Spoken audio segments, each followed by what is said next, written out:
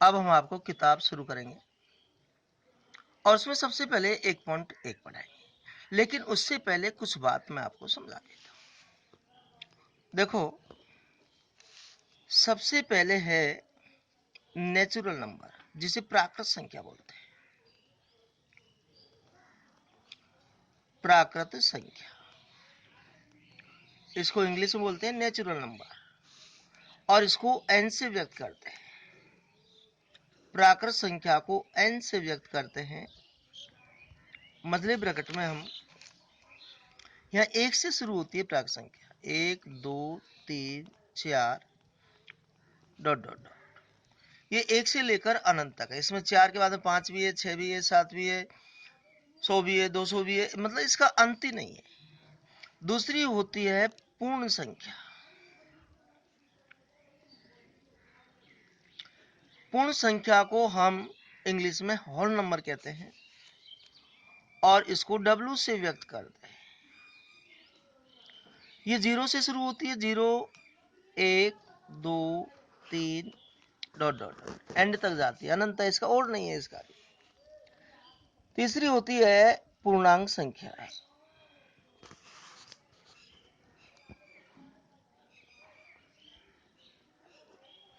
पूर्णांक संख्या को इंग्लिश में हम इंटीजर्स नंबर बोलते हैं। इसको I से व्यक्त करते हैं। ये अनंत से ही शुरू होती है, इसका शुरू में भी और नहीं है।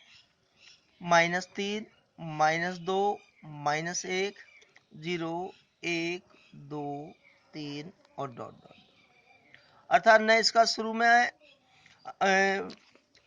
और है, न लास्ट में इसका कोई अंत है।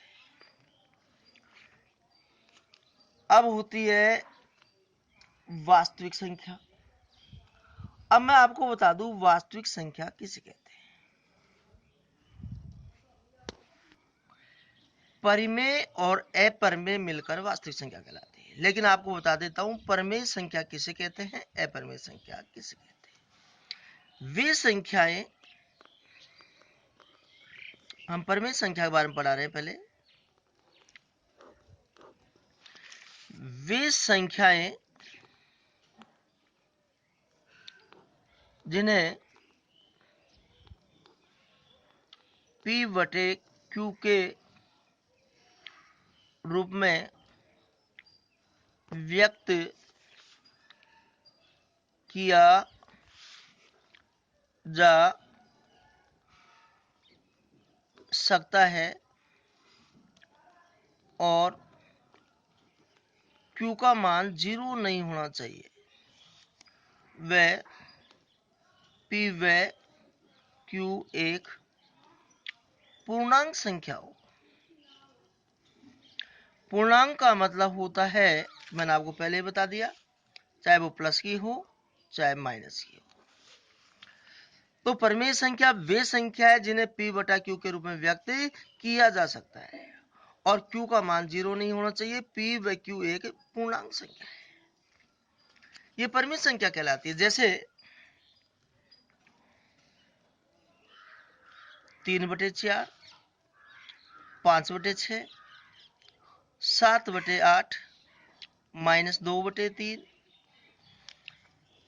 और 0 भी एक परिमेय संख्या है।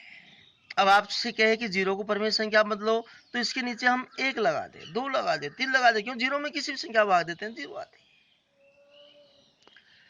तो ये परिमेय संख्या है। लेकिन 1/0 आ जाए तो आपको बताया भाई Q का मान 0 नहीं होना चाहिए, क्यों? Q बटे में है तो बटे में 0 नहीं आना चाहिए, तो यह परिमेय संख्या नहीं है।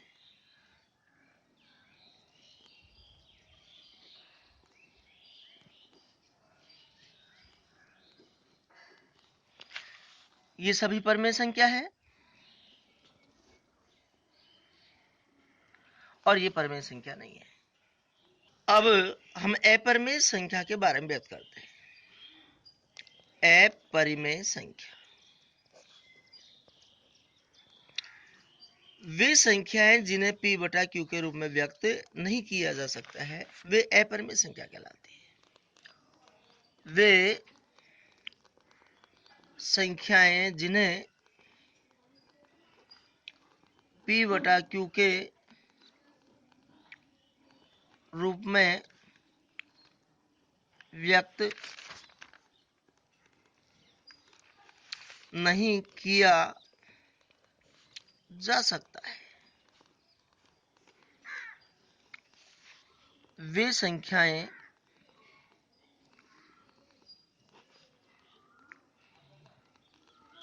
अपरिमेय संख्या कहलाती है। जैसे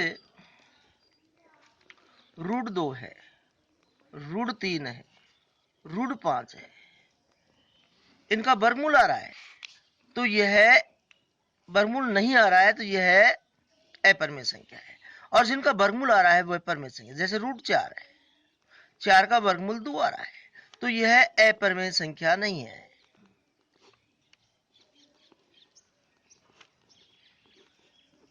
और यह अपरिमेय संख्या है।